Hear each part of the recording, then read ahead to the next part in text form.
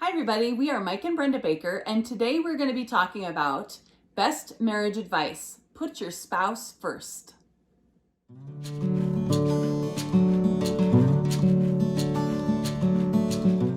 Okay, so as you can see, we're sitting someplace different. We thought it'd be nice to change it up a little bit. We're about 15 feet from where we normally film these, which is fine. But today we're talking about putting your spouse first.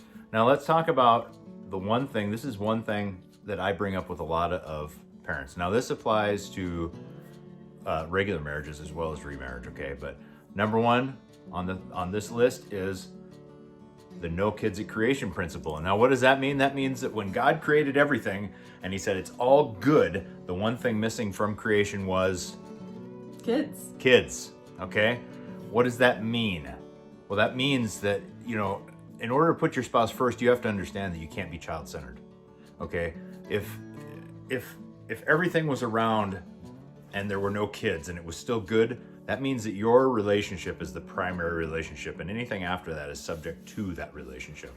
All right, and all that simply means is that if that relationship with your spouse isn't solid,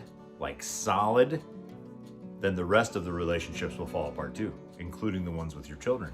Now, is that guaranteed that your relationships with your kids will always be great if your relationship with your spouse is great? No, that's not a guarantee, okay? But it is more probable. All right. And it does mean that, when your kids are gone, what are you going to do? If you don't start putting your spouse first now, date nights, couch time, and there's a gazillion videos we've already done. I think we've done over 70 videos. There's a gazillion videos in there talking about those very things. If you're not actively doing those things every week, then you're not putting your spouse first, to be perfectly honest. Okay, you're letting work come first. You're letting the kids come first. No kids at creation, and the world was still complete. Okay, remember that. Which means that without kids in your household, your family would still be a complete family. Yeah, and if you are remarried and you are watching this, we understand remarriage is a lot harder. And so you have to be a lot more purposeful with your time, with your spouse, with your kids, with every situation, because you do have so much baggage. So that's why we say, and we stand firm on the fact that kids are subservient to the marriage relationship, regardless of whose children they are. Yeah, exactly. You've got to quit putting the kids first and put your spouse first. I understand, parents seem busy. Well, not since COVID, but parents seem busier nowadays running their kids to soccer practice, basketball practice, football practice, ballet practice. I mean, karate practice. Take your pick, and then they forget, well, wait a minute. I have a hobby, or at least I had a hobby.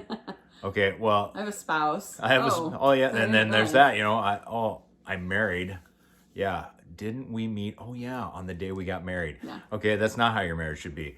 It is not going to kill your children to miss something because you and your spouse took a date night. Or to find their own ride, for heaven's sake. Oh yeah. Well, Mike, you don't understand. No, I do understand. You don't understand. I've been there. I've done that already. Yep. My kids never died. The world never upturned. They didn't miss their golden opportunity because they couldn't make it to one practice because my wife and I had date night that week. Yeah. Okay. And let me give you one more example before we move to number 2. We had what we called family day. All right. Mm-hmm. Now, granted, this isn't the spouse first principle, but it is a principle having to do with the kids. On those days, it did not matter. That was typically Sunday after church was family day. On those days, whatever sports they were involved in, no games. I didn't care if there was, we didn't care, I think I can say. Yeah. If there was a game that day, the boys knew getting into it, and their coaches knew when they were getting into it. Sundays was not necessarily because it was a religious principle for us. It was family day, and that time was sacred. And we set that example, and we set the same example with our date nights. But anyway, let's go into number 2. All right, and that's all we're going to say about kids on that one. Let's go into number 2. This one is very important. All conversations are shared. Do you want to touch on that one? Sure. Let me put it boldly. We see a lot of people that have private conversations with a person of the other sex, their ex, their mother-in-law, their mom, whatever. And we just want to firmly say that we've never seen that turn out well. The problem happens when your spouse finds out about something, then they feel like you were not honest with them. You didn't honor them in making sure that they understood that you had had a private conversation, your why for that reason, for the conversation. And all of these things go into an already difficult situation, especially with people that have had a previous spouse cheat. It's never going to work out well. So we always say, make sure that your spouse is aware of all the conversations you're having, because too often and too easily do those things turn into an emotional affair. Obviously not with your mother-in-law, but not that hasn't happened, but it's just a good way to keep yourself accountable so that there's never any issues. And I have an example for that. When Mike went to Iraq the first time, there were several women who began having affairs because their husbands were gone and they were lonely. And I remember one particular time where the husband came back to surprise, and there was this huge altercation at a public place. Now, come on, cheaters will always get caught, but you don't want it to get to that situation where you've got that much more baggage on top of your already delicate balance. So make sure that you just keep those things open. Yeah, now a lot of guys tend to think, what's the big deal? I'm just having a conversation with my buddy or whatnot. It doesn't matter. You're married, dude. Yeah. You are not a bachelor anymore. All right. You gave up all your bachelorhood goodies. Okay. Quite honestly, I prefer being married. Why do I prefer it? Well, it's a fact that married people are happier. Married people are more productive in business and at their jobs. Married people typically are more successful. I mean, go through it. Don't listen to what the media tells you. Look at what the statistics say, okay? Overall, bachelors, if you're still a bachelor, I just turned 50. If you're still a bachelor at 50, you have the same expectation of health that a smoker does, okay? That should tell you something, all right? So the whole point here is you've got to share those conversations.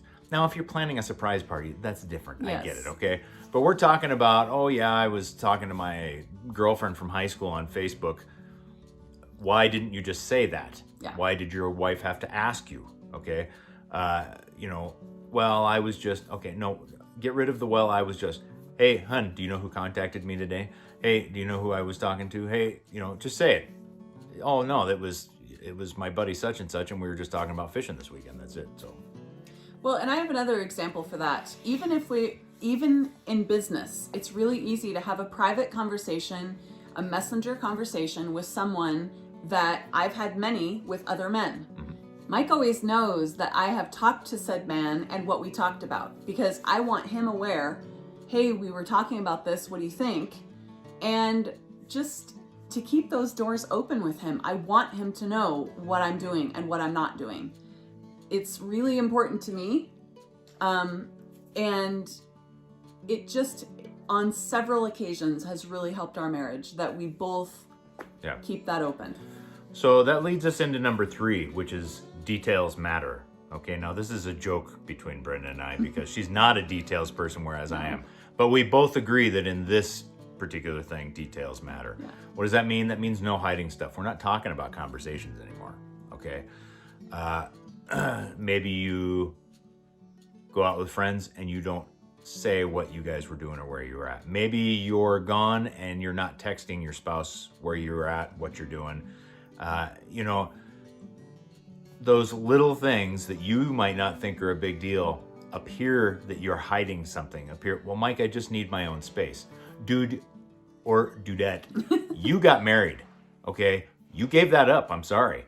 Now, does that mean that you can't have privacy in the bathroom? No, I'm not talking about that kind of privacy. I'm talking about you gave up any bachelor or bachelorette type idea of, I just need my own space to do my own thing. Okay, there is nothing that you do in marriage that can't be shared with your spouse. If you need some time to just decompress, tell your spouse, I'm gonna go do this so I can decompress a little bit.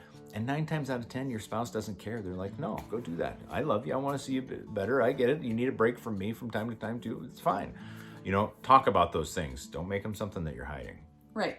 Now, ladies, some of the things that we tend to hide are, our last minute shopping trip that we found the best shirt ever, or we saw the greatest jewelry, or the at the salon they talked us into an add-on service, right?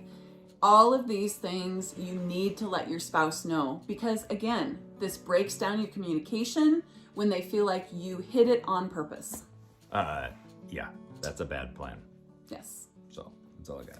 All right, so that's all we have today. We will link a couple of the different videos down below that talk about, other situations with this and things that relate. We are so thankful you were here with us today, and we'll talk to you again soon. Bye.